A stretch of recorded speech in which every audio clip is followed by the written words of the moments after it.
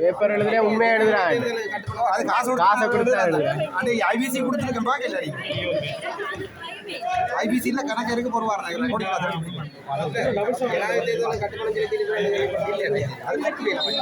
அது வந்து மண்டையில சரக்குல செய்யறவே இல்லை. அது வழியை செய்வாங்க. அதை நான் வச்சிருக்கேன் கொஞ்சம் அவனால செய்வாங்க. ஒரு கேள்வி ஜனாதிபதி எலெக்ஷன் நடக்க போகுது. அதுல சஜித் பிரேமதாச, ரணில் விக்ரமசிங்க, ராமல் ராஜபக்ச, அன்றகுமார்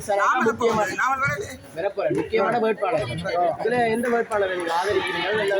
யாராவது சப்போர்ட் இருக்கா? சொல்றேன், தமிழ் மக்களுக்கு வடக்கு கிழக்கு திருப்பி உணர்ச்சி தமிழ் மக்கள் கேட்கறத செய்யணுமோ அவைக்கு போட் போடுவோம். இல்லாட்டி யார் மாட்டான்னு சொல்லணுமோ மற்ற பக்கம் போகும். அன்றகுமார் விசானாக்கா பற்றி என்ன நினைக்கிறீங்க நீங்க? முதல் அப்பு அவரை பற்றி அவருக்கு நான் விஷயத்தை சொல்றேன். அரசியலும் படிக்கலையா, படிக்காத விஷயத்தை காய்க்கூடாது.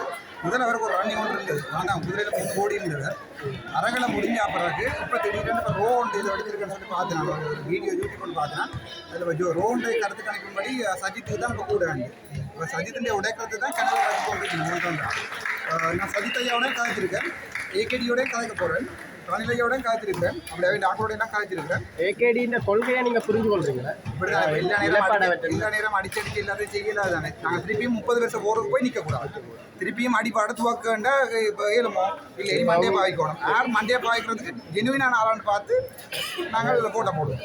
சரி, நான் அப்படி பிள்ளையான இடத்த நோக்கி கை நீட்ட மாட்டேன். 5 லட்சம் பண்ணி கொண்டு சந்திக்க போறீங்க. போன 2 நாளைக்கு முன்னே சொல்லியிருந்தேன் சந்திக்கிறேன்னு சொல்லி. அதுக்கப்புறம் நான் இங்கே வந்துட்டேன். அது பிறகு அவரோட இருக்கிற முக்கியமான சேர்மாரோட காய்ச்சிருக்கிறேன். அவரோட போய் கதைப்பேன். நான் சொல்ல பப்ளிக் டிபேட்டுக்கு வர சொல்லியிருக்கேன். சும்மா அவரோட நான் காய்ச்சி போட்டு வர பேர் இவங்க சொல்லுவாங்க அவரோட 50 லட்சம் ஆச்சு. அதால நான் சொல்றேன் கேபிட்டல் மாதிரி இல்லை. அது எனக்கு செஞ்ச ஆப்பு ஆளுக்கு எனக்கு பால் வடிவா போடு. அது எனக்கு வச்ச ஆப்பு.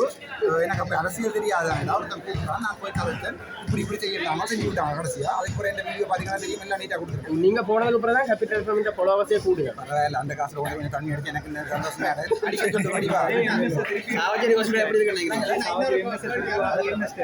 சாவச்சேரி ஹாஸ்பிட்டல் எப்படி இருக்குன்னு நினைக்கிறீங்க? நான் இதுக்கு கொண்டுமே செய்யணும்.